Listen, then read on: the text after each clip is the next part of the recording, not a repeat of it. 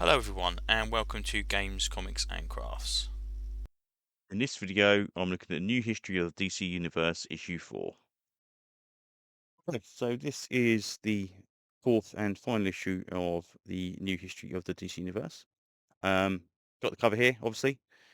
Interesting enough, we've got Wildstorm characters that literally appear in one panel. Tom Strong doesn't appear at all, as far as I can tell. We've also got some Absolute stuff here as well. Absolute Batman there. And as I mentioned in the third issue, I felt that the continuity was kind of wasted. You were trying to reset the universe, and now you just basically included every single event. Um, with Crisis, they reset the universe. They reset the universe.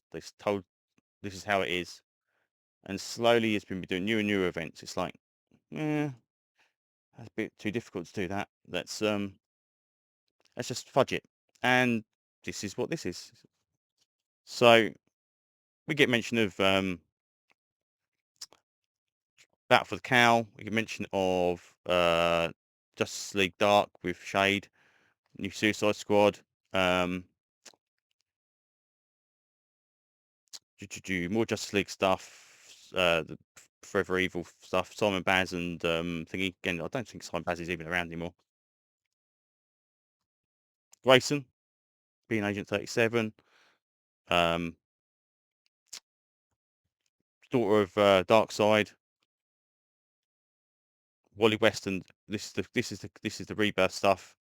We've got the new Titans, um, Chinese Justice League, Super Sons, Metal, which I still think Metal was a mistake. Metal, we've got all these alternate versions of Batman, and one of them only one stuck. This is the weird one. We've got Terrifics with no mention of Mr. Tom Strong, which you thought would be there. He's on the cover. Why is he not there? Sideways. Um, and then we get all this scump about another Justice League with this in it and blah blah blah.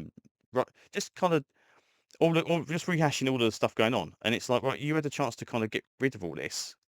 Oh, you got the Watchman badge on, and I swear that comes later on, or earlier on, and then you talk about this and this. So you get Doctor Manhattan, then you get that mention is for Doomsday Clock, and Doomsday Clock basically says there, oh well, we need Doctor Manhattan put some continuity correct, even mess with the universe a little bit, and they basically just acknowledge the fact that everybody knows every origin about everything because everything existed. There's no new real universe. It's just everyone knows that the Earth has gone through a crisis and this, that, and the other, and they know they died and they lived, and Power Girl's now got 3 origins and all this kind of nonsense. And it's like, I mean, even this you got right. So we got the rebirth of Batman again, disappeared off the face of the Earth, same as Yara Floor.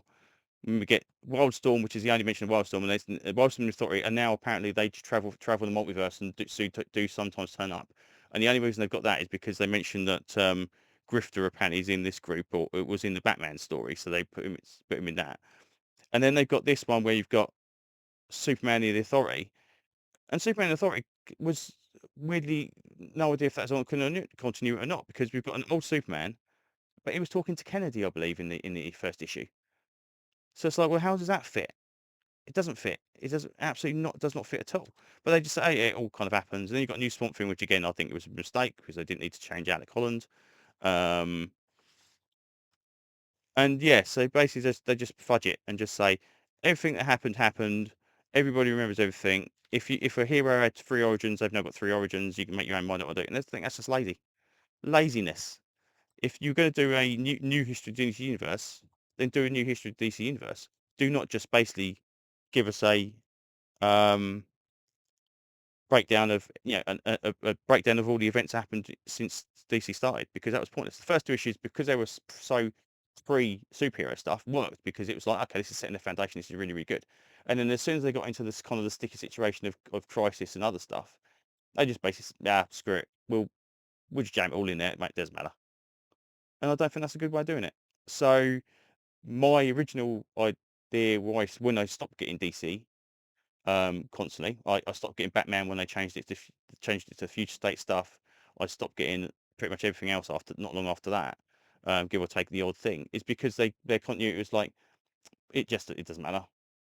What was it? Was it one Star Squadron? I think it was, which had Power Girl in it, and then uh, Carl Rayner turned up in that, even though in the core book he was supposed to be like a White Lantern.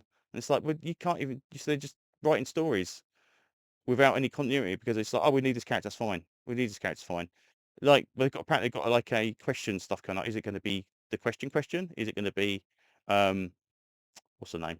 The self that the other her. It's like tell us, give us some story. This doesn't work. This won't work in a TV series. This won't work in a thing. We just basically go, oh yeah, we killed that character off in episode 3 of series 1, but we brought him back because they liked him, and just ignore it, be fine. So yeah, not impressed. Um, kind of annoyed. Yeah, it's the same thing it says is it says about multiple futures, and it's obviously got the various different futures we see from Batman, and again how they all kind of count. And it's like, well, again, yes and no. Apparently, the Legion. I saw someone talking about the Legion of Superheroes is kind of like a reflection of it's always evolving into a like the current future universe of the future of the current universe. So that's why we get different versions. But surely those old versions either exist or they don't exist or they disappear or whatever. I don't really know. But it just seems a shame that you had the opportunity to do something like Rebirth, a New 52, which they screwed up because they refused to reset everything. They tried to keep the Green Lantern stuff and the Batman stuff going, even though it made no sense in the continuity. And they could have done it here with this. Um, we've had multiple chances. They did death metal, all this other stuff. You could have done this. You destroyed the universe, multiverse, thousands of times in the last. Everything seems multiverse related nowadays, and you fudged it by just going, yes, doesn't matter, it's fine. So my enthusiasm for DC in the future is very, very minimal. I know they've got the Deathstroke series and the Lobo series and Firestorm, which I'm really looking forward to a Firestorm series. But is it going to be the Firestorm I want? Is it going to be New 52 Firestorm? Is it going to be both of them? Is it going to be a new one? I don't know. I think it's going to be a new one personally. But if they all count, why not just bring them in? So anyway, they do have the bit where they reference all of the issues, which is pretty decent as well, which is always a nice little thing. But again, just seems a bit of a waste of time. So yeah, disappointed, I would say, is the key word here. So yeah, that's pretty much what I can say about this one so far. So thanks for listening, and hopefully I will see you on another video very, very soon. Bye bye.